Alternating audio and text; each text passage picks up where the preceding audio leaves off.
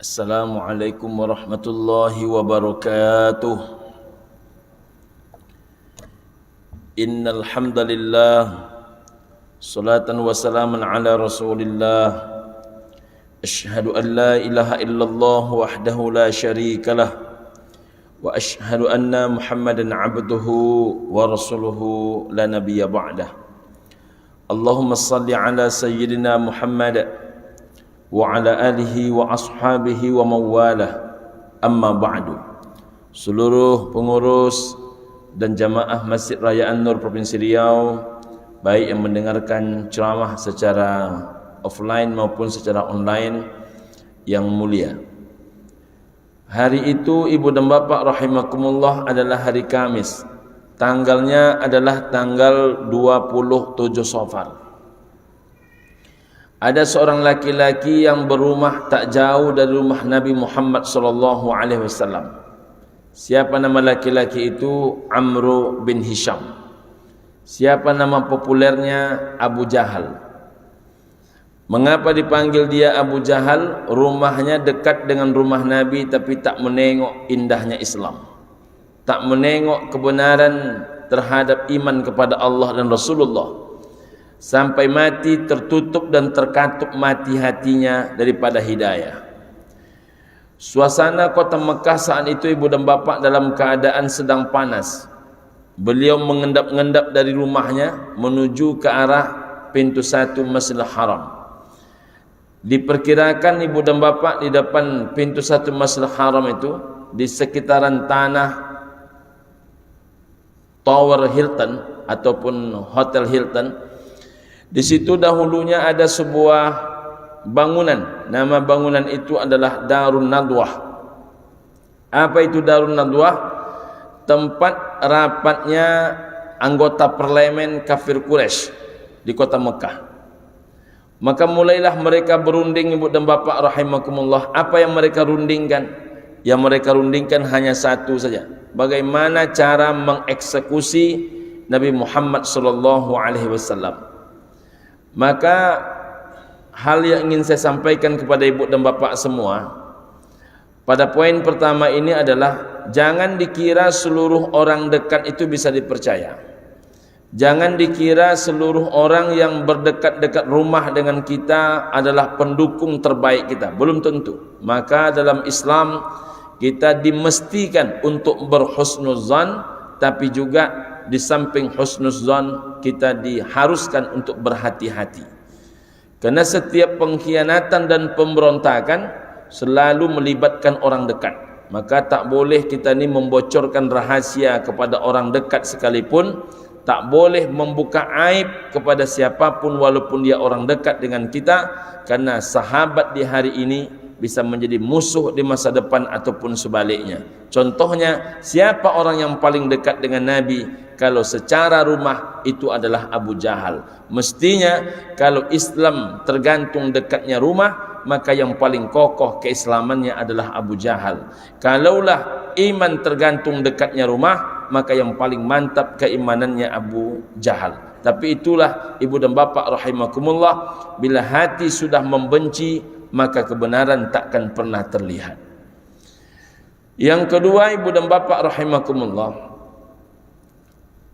kapan Nabi Muhammad akan dieksekusi? Menurut hasil rapat orang di Darun Nadwah, akan dieksekusi malamnya. Berarti malamnya adalah malam Jumat. Kalau hari Kamisnya tanggal 27 Safar, maka berarti malam Jumatnya adalah tanggal 28 Safar. Saya selalu menyebut dengan istilah G28S. Kenapa disebut G28S? Gerakan 28 Safar. Agak mirip-mirip sedikit dengan G30S. Cuman dia sama-sama malam Jumat.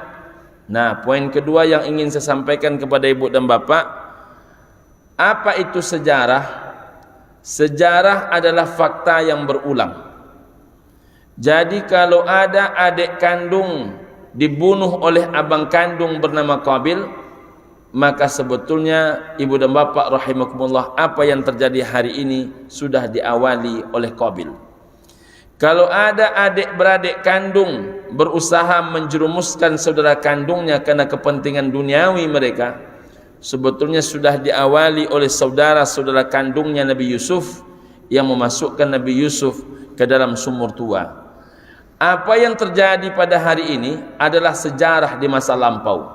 Begitu juga dengan terjadinya pemberontakan G30 SPKI di malam Jumat. Rupanya malam Jumat pada waktu yang lalu rupanya terjadi juga dalam G28S rencana pembunuhan terhadap Nabi Muhammad SAW. Maka orang bijak selalu mengambil apapun hikmah di balik pelajaran. Maka fa'tabiru ya ulil absar, ambil pelajaran dengan apapun yang terjadi dalam kehidupan kita ini. Alam takambang menjadi guru.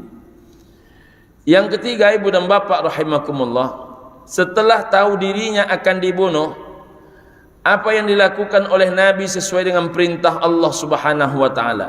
Tidak melawan, tidak menyerah. Jadi tak selamanya menghadapi musuh ini dengan cara melawan ataupun dengan cara menyerah, tapi disuruh dengan cara hijrah. Ini hijrah kedua Nabi sebetulnya, ibu dan bapak. Hijrah yang pertama gagal, itu ke Taif. Hijrah yang kedua ke Yasrib. Hijrah ke Taif 169 km. Sekarang lebih dekat jaraknya karena ada jalan tol, 97,8 km.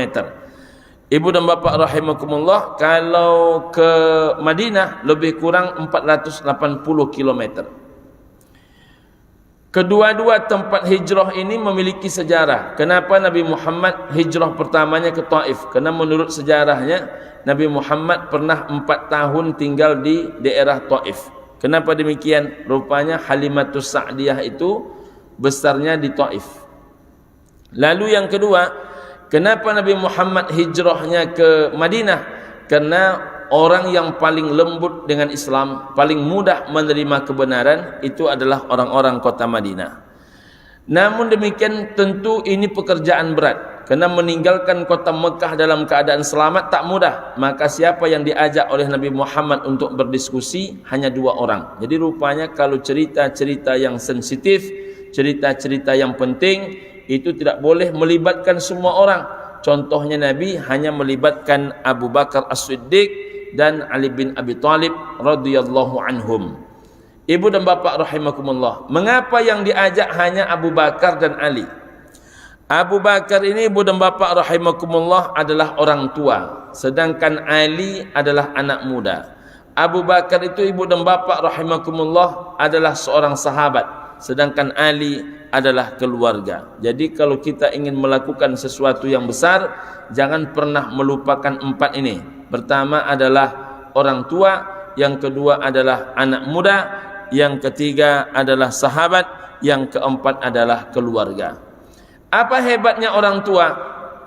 Perlu disampaikan kepada yang muda-muda, sehebat apapun kita, menurut kita, setinggi apapun sekolah kita, jangan pernah sombong kepada yang tua.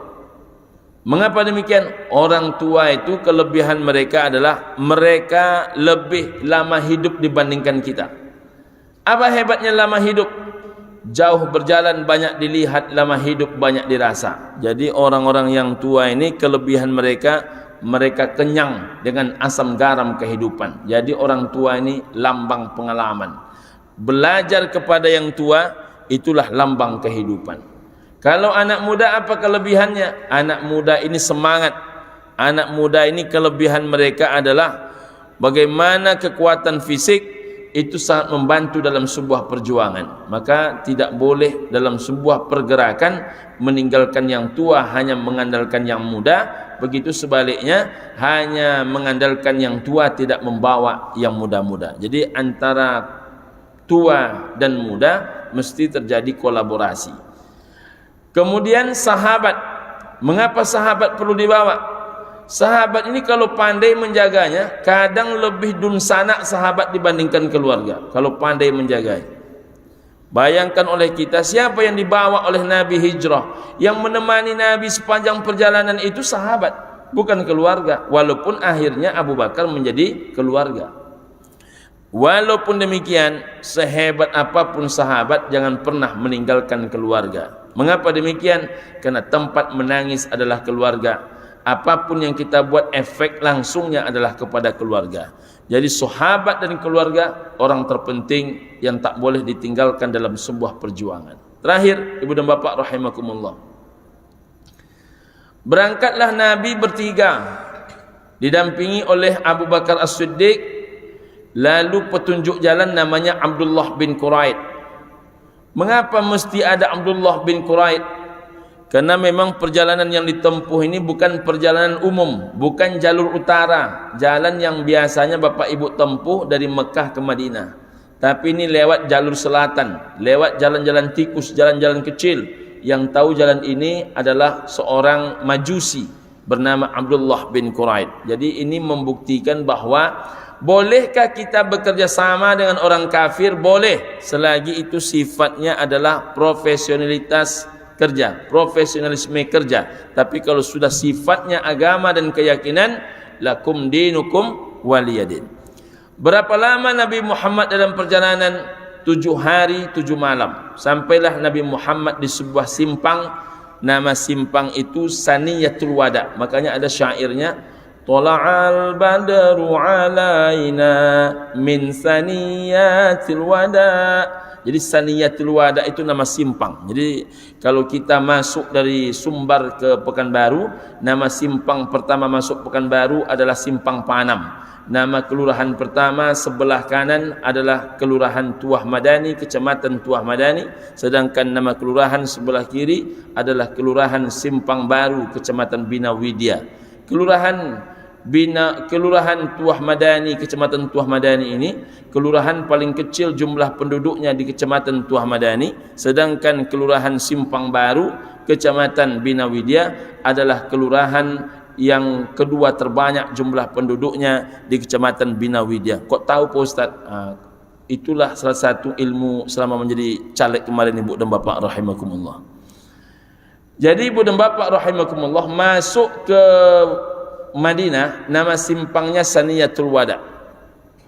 Nama desa pertamanya adalah Kuba, kecamatannya adalah Kecamatan Kuba. Jadi desa Kuba, Kecamatan Kuba. Disitulah Nabi beristirahat dahulu 4 hari. Setelah beristirahat 4 hari, Nabi pun mulai membangun peradaban kota Madinah. Dari mana bermulanya? Pada tanggal 12 Rabiul Awal, sama dengan hari lahirnya Nabi, sama dengan hari wafatnya Nabi. Nabi menciptakan masyarakat Madani dengan diawali membangun Masjid Kuba. Jadi inilah sebahagian kecil sejarah dan hikmah di balik peristiwa hijrah. Mudah-mudahan kita semua ibu dan bapa rahimakumullah mendapatkan hidayah dan tambahan ilmu dengan apa yang disampaikan siang hari ini. Amin ya rabbal alamin. Terima kasih ibu dan bapa, billahi taufik wal hidayah. Assalamualaikum warahmatullahi wabarakatuh.